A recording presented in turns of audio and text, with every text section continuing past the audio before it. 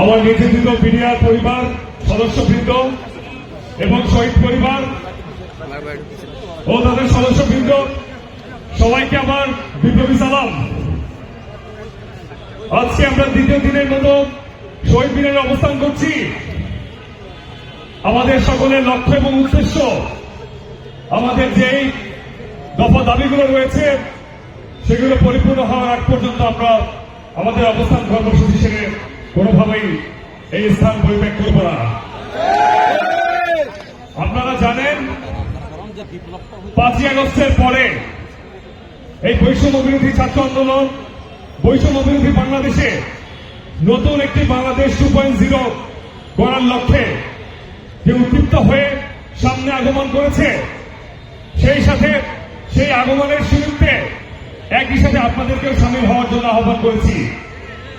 আপনাদের সদা সর্বদা সকলের অবস্থান আমাদের এই আগমনকে অলঙ্কৃত করেছে। এই জন্য আপনাদের সবাইকে আমরা ধন্যবাদ জ্ঞাপন করছি।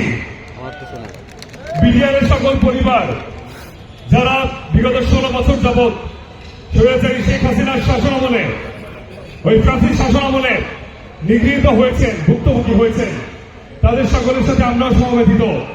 বাংলাদেশের সার্বভৌমত্বের পেরেকে সর্বপ্রথম যে পেরেকটি আপনারা এই ফ্রান্সিস শেখ হাসিনা সরকারের শাসনামলে পেরেক ঠুকে দেওয়া হয়েছিল, সেটি করা হয়েছিল এই বিডিআর হত্যাকাণ্ডের মাধ্যমে।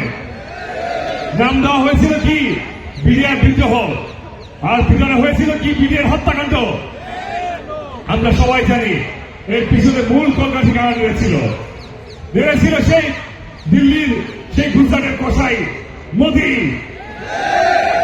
সেই কসাই মোদির প্রেসক্রিপশনে বাংলাদেশের বিডিআর নামক যেই বাংলাদেশ সাইফাস নামক যে বাঘ যারা ছিল তাদেরকে ধ্বংস করে দেওয়া হয়েছিল। কিন্তু আমরা কিন্তু সবাই ধ্বংস হয়ে যায়নি। যারা অবশিষ্ট রয়েছে, যারা এখন পর্যন্ত এই মাটি কামড়ে পড়ে আছে, তাদের পক্ষে এসে দাঁড়িয়েছে বাংলাদেশ বৈষম্য বিরোধী ছাত্র আন্দোলন। আমরা কখনোই আপনাদের এই অবদান অস্বীকার করতে পারবো না। আপনারা যতক্ষণ পর্যন্ত মাঠে আছেন, আমরা শেষ পর্যন্ত আপনাদের সাথে আছি ইনশাল্লাহ। আপনাদের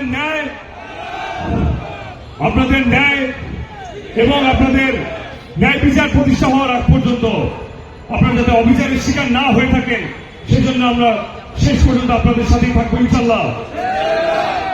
আমি কয়েকটি বিষয় উল্লেখ করতে যাচ্ছি।